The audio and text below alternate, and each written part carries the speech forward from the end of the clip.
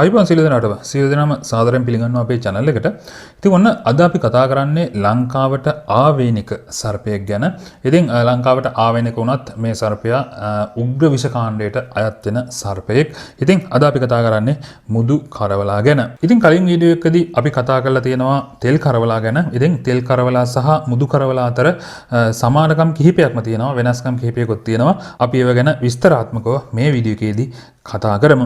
ඉතින් වීඩියෝ එක ආරම්භ කරන්න කලින් අපේ channel එක subscribe කරපු නැති කවුරු හරි ඉන්නවා නම් channel එක subscribe කරගෙන යන්න කියලා ආරාධනය කරනවා. එහෙනම් අපි බලමු කවුද මේ මුදු කරවලා කියන්නේ කියලා. right, මුදු කරවලා. කලින් කිව්වා වගේ මේ මුදු කරවලා කියන්නේ ලංකාවට ආවේනික සර්පයෙක්. මෙයාට ඉංග්‍රීසියෙන් අපි කියන්නේ ශ්‍රී ලංකන් ක්‍රේට් කියලා. ඉතින් ලංකාවේ උග්‍ර විෂ කාණ්ඩයට අයත් වෙන සර්පයෙක්.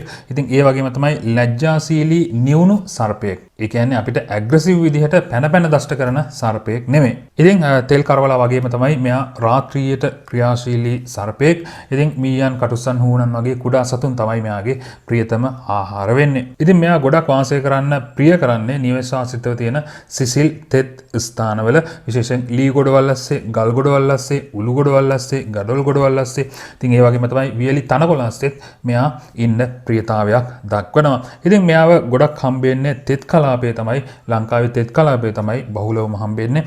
ඉතින් වියලි කලාපයේ බොහොම කලාතුරකින් අපිට මෙයාව බලා ගන්න පුළුවන්. ඉතින් මේ සර්පයා දිහා දැක්කහම අපිට පේන්නේ එයාගේ ඉදිරි කොටසේ සිට පිටුපස කොටස දක්වාම ඝනකම් මුදු ආකාරයට මුළු ශරීරය පුරාම වේදෙන හැඩයන් අපිට මෙයාගේ බලා ගන්න පුළුවන්. ඉතින් විශේෂයෙන්ම කරවලුන්ගේ කශේරුකාව දිගේ මේ කොඳුයට පේලිය දිගේ අපිට විශාල ෂඩස්ත්‍රාකාර හැඩති කොරපොතු පේලියක් අපිට බලා ගන්න පුළුවන්. ඉතින් මේ විදිහටම පුල්ලි රටා තියෙන රදනකයන් ඉන්නවා. රදනකයන් කියන්නේ නිර්විෂ සර්පයන් කොට්ටාශයක්. ඉතින් මේ රදනකයන් සහ කරවලයන් අපිට වෙන්කොට හඳුනා ගන්න පුළුවන් ප්‍රධානම සාධකය තමයි මේ කශේරුකාව දිගේ අපිට බලා ගන්න පුළුවන් විශාල ෂඩස්ත්‍රාකාර හැඩති කොරපොතු බේලිය. ඉතින් ගොඩක් කට්ටිය කරවලුන් කියලා හිතලා මේ රදනකෙන් මරලා දාන සිද්ධි අපිට ගොඩක් වාර්තා වෙනවා.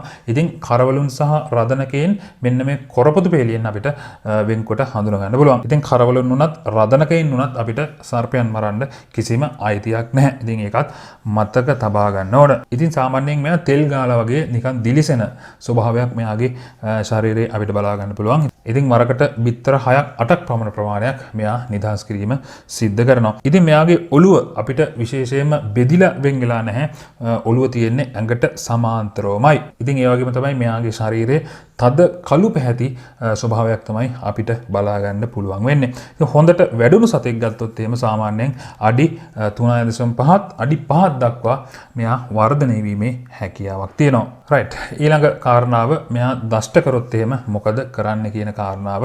ඉතින් අපි කිව්වා මෙයා ලංකාවේ උග්‍ර විෂ කාණ්ඩයට අයත් වෙන සර්පයෙක්. ඉතින් ඒක නිසා මෙයාගේ දෂ්ටනය අතිශයින්ම මාරාන්තික වෙන්න පුළුවන්. ඉතින් දෂ්ට කළ සැනින්ම අනිවාර්යයෙන්ම ළඟම තියෙන රජයේ රෝහල වෙත හැකි ඉක්මනින් රෝගියාව අරන් යාම අත්‍යවශ්‍ය වෙනවා. ඉතින් අපි තෙල් කරවලා ගැන කතා කරද්දී තෙල් කරවලා දෂ්ට කරන වෙලාවට සමහර වෙලාවට දන්නෙත් නැහැ කිව්වා. මොකද මෙයාගේ චූටි දල දෙකක් තමයි තියෙන්නේ. ඉතින් මුදු කරවලාටත් ඒ කාරණේ එහෙමමයි. මුදු කරවලා දෂ්ට කරාට පස්සේ ලොකු වේදනාවක් හටගන්නේ නැහැ. නමුත් මෙයාගේ විෂ අතිශයින්ම මිනිස් ශරීරයට භයානක වෙනවා. ඉතින් සාමාන්‍යයෙන් මේ විදිහට දෂ්ට කරාට පස්සේ අපිට මේ රෝගියාගේ වමනය තත්ත්වයක් බලා ගන්න පුළුවන් වෙනවා.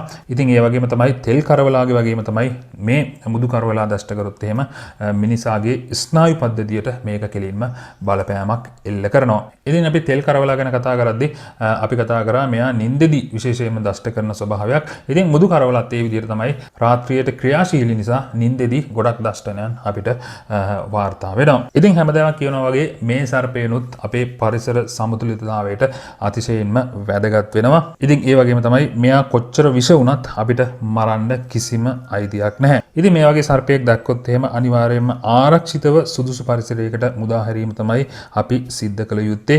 ඉතින් ඒකෙදි මේ වගේ සර්පයෙක් දැක්කොත් එහෙම මෙයාව අල්ලන්න හැකියාවක් තියෙන, ඒ ප්‍රාගුණ්‍යයක් තියෙන කෙනෙකුට දැනුම් දීලා මෙයාව ඒ ස්ථානයෙන් ඉවත් කිරීම තමයි වැදගත් වෙන්නේ. මම හිතනවා මේ කාරණාව පැහැදිලි වෙන්න ඇති කියලා. අද අපි කතා කරේ ලංකාවට ආවේනික උග්‍ර විෂ කාණ්ඩයට අයත් වෙන සර්පයෙක් ගැන. ඒ තමයි මුදු කරවලා. ඉතින් මොකක් හරි ප්‍රශ්නයක් තියෙනවා නම් කමෙන්ට් එකක් දාන්න. මම ඒවට බලලා උත්තර දෙන්න. දෙන්නම්. ඉතින් ඒ වගේම තමයි අපේ channel එකේ මේ වෙනකන් ගොඩක් වැදගත් වීඩියෝස් අපි අරගෙන අවිල්ලා තියෙනවා. ඒ ටිකත් බලන්න කියලා ආරාධනය කරනවා. අපේ channel එක subscribe කරලා නැත්නම් අපේ channel එක subscribe කරගෙන යන්න, bell icon එකත් click කරගෙන යන්න. අපි වීඩියෝ එකක් දාපු සැනින්ම ඔයාලට notification එකකින් දැනගන්න පුළුවන් වෙනවා. ඉතින් මේ වගේම තවත් වැදගත් වීඩියෝ එකකින් නැවත හමු වෙමු.